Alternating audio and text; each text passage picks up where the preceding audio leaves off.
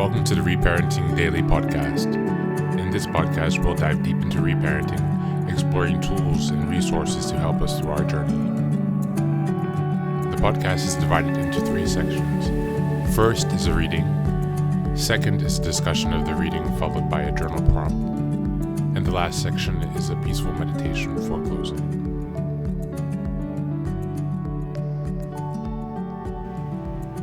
Good morning, good afternoon, and good evening for whenever and wherever you're joining us. Thank you for being here today on another day of Reparenting Daily. Today we're going back to the book Read People Like a Book by Patrick King. Today we are starting on chapter 3. Defense of the Ego. Protecting yourself from others is a frequent reason for our behaviors.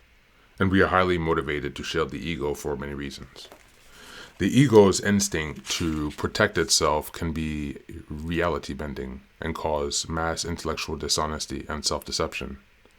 As such, this is another highly predictable indicator of how we can use to analyze people's behavior. Someone who's underperforming at work might feel they need to protect their perceived skills and talent by deflecting responsibility to the boss has always had it in for me, and who trained me, him. It's all his fault one way or another. Someone who trips and falls, yells, yet fancies themselves graceful will blame the fact that it rained 6 days ago. The shoes have no grip, and who put that rock there anyway? Someone who fails to make the basketball team will grumble that the coach hated them. They weren't used to particular style of play, and they didn't really want to make the team anyway. That is what it sounds like when the ego steps in to protect itself. There's so much justification and deflecting going on that it's difficult to know what is real and what is not. This all stems from the universal truth that nobody likes to be wrong or to fail. It's embarrassing and confirms all of our worst anxieties about ourselves. Instead of accepting being wrong as teachable moment or lesson, our first instinct is to run from our shame and cover it in the corner. This is the same reason we will persist in an argument to the death, even if we know 101% we are wrong. If the ego had a physical manifestation, it would be sizable, sensitive, and heavily armored to the point of having going on the offensive. Essentially a giant porcupine. When the ego senses danger, it has no interest or time to consider the facts. Instead, it seeks to alleviate discomfort in the quickest way possible. And that means you lie to yourself so you can keep the ego safe and sound. Thank you, and that's the reading for today.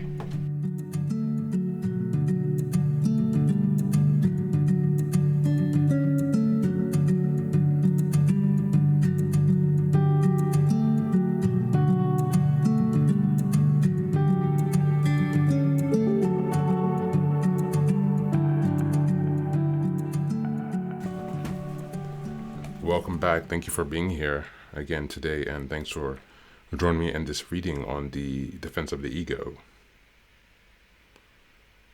The ego is a tricky concept in terms of our healing journey.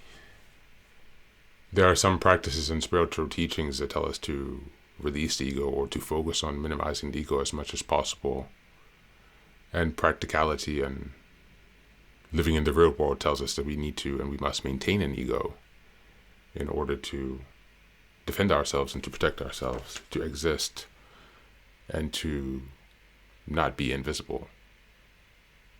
And so protection of the ego is something that we must be conscious of in ourselves as well as in others. How our interactions with them can cause conflicts or fears, or release their fears or display their fears.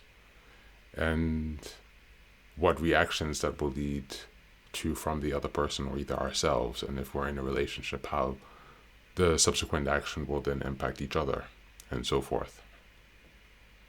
So today, reflect on your ego strength. How do you define yourself? Are you able to defend yourself? Take some time to reflect on the steps you could take to strengthen your ego in a real sense. Not in the sense of the defensive lying to yourself or denial, intentional denial. Think about how you can better work with your ego to maintain balance and positive mood and emotion in your day to day. Perhaps on the other end, reflect on how well you're able to analyze and understand other people's egos and navigate those situations. That's it for today. Thanks for being here and take care of yourself. Be well.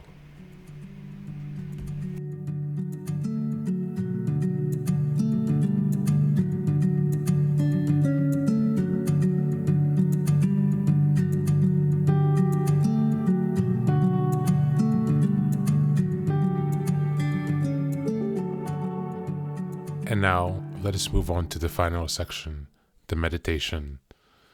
This is an unguided meditation. I will simply provide some music and you can take some time to relax. Please feel free to choose a location and a place where you feel safe and where you can be undisturbed for the next 10 minutes. You can choose to be sitting down, standing, as you like, wherever you are most comfortable. Thank you for being here and enjoy the meditation.